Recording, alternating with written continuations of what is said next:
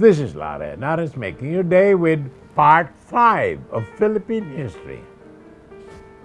Chapter, Our Age of Innocence. So Mother Spain really did not do so badly with us, and certainly deserved more credit than we Filipinos have been giving them. For most of the Spanish times, we enjoyed what comparatively was an age of innocence, with a lot of fiestas to keep us distracted, until the late century, when we woke up from our medieval sleep to become heirs of concepts that evolved from the grisly religious wars, that colonial rivalries of the frightful 16th to 18th centuries, from which we were mercifully spared. For example, not one Filipino ever served in Spain's interminable wars, not even when Napoleon invaded and conquered Spain. If the theory of Brooks Adams, that underlying forces are the basic factors of history, is correct, neither the Spanish colonizers nor the Spaniards exerted enough pressure on the Filipino people to cause revolution. The pressure on the Spanish rule was built up by the heat of the world revolutions ignited by the Age of Enlightenment. Additionally, there was the compression of the masses caused by the urbanization brought about by the Industrial Revolution, enough to explode with spontaneous combustion the Philippines of the last half of the 19th century. The medieval Spaniards in the Philippines, as it were hit simultaneously by the steam engine and the printing press, and it was their time to go. And out they went in 1898. So we have a Muslim problem today. We had a Muslim problem when Magellan landed in the Philippines almost half a century ago.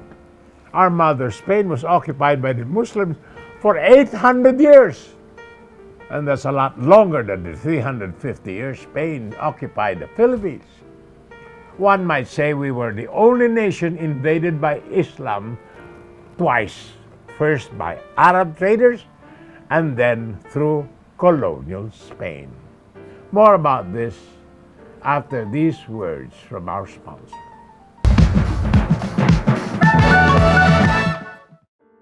This is Henares making your day with part 5 of our Philippine history, chapter, Our Age of Innocence. The Philippines was the antipodal scene of the clash between Islam and Christianity in Spain and the Western Hemisphere, as Islam was contained at Gibraltar and Vienna. The Filipino Muslims were contained in Sulu and Tawi-Tawi, on the other side of the globe. Stand up. Antipodes means the two portions of the Earth's surface that are diametrically opposite to each other. Stand up. Diametrically means, oh shit. Look it up in the dictionary yourself. Stand up. Nevertheless, Islam contrived to capture Constantinople in 1453, putting them astride the great routes to the Far East.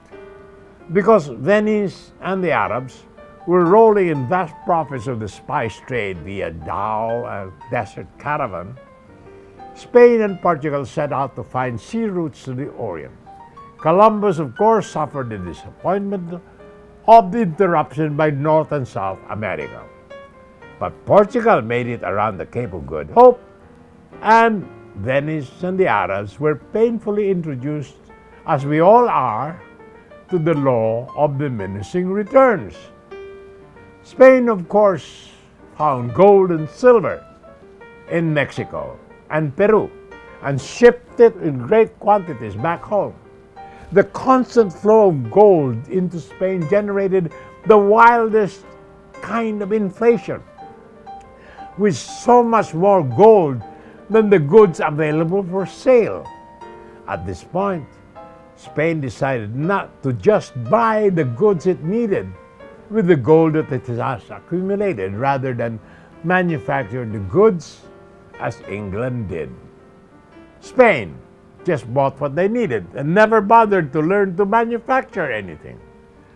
As a result, the Industrial Revolution passed them by. By the time Commodore Dewey steamed into Manila Bay, Admiral Montojo had nothing but wooden ships and guns that wouldn't shoot straight. More tomorrow, my dear friends. This is Lara Henares, making your day, saying good day. God bless you.